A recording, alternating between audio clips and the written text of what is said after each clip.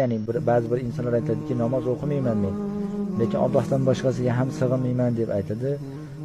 Ibnul Qoyyim rahimahulloh aytadi, qalb albatta kimdandir yordam so'raydi. Agar u Allohdan yordam so'ramasa, Allohga tavakkal qilmasa, Allohga suyanmasa, Allohdan qo'rqmasa, Allohni yaxshi ko'rmasa, albatta u kimdandir panoh tilaydi, kimgadir muhabbat qiladi, kimgadir tavakkal qiladi, kimnidir tasdiqlaydi, nimadir tasdiqlaydi. Chunki qalb, ruh mana shu albatta suyanishlikka, muhabbat qilishlikka, qo'rqishlikka, umid qilishlikka ya'ni mo'ljallangan deymizmi yoki shu narsada, ya'ni albatta bu Allohga shu narsalarni qilmasa, Allohdan boshqasiga qiladi.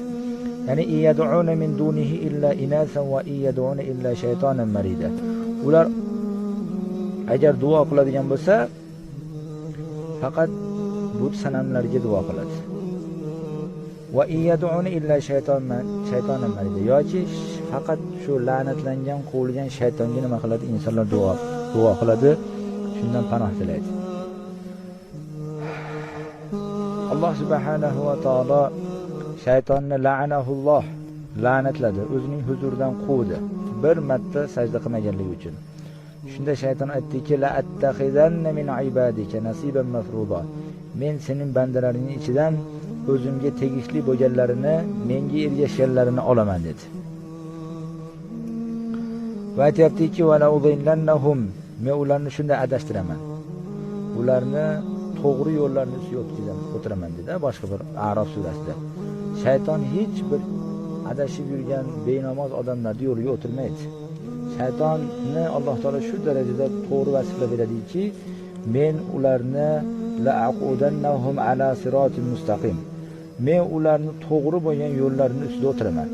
Shayton, yana qaytarib aytamiz, hidoyatdan tashqari bo'lgan kishilar bilan ovora bo'lmaydi. Shaytonning ishi Allohga qarshi bo'layotgan kishilarni emas, balki Allohga qarab, jannatga qarab ketayotgan kishilarni yo'ldan olib qolishlik. Va la udillannahum, men ularni adashtiraman.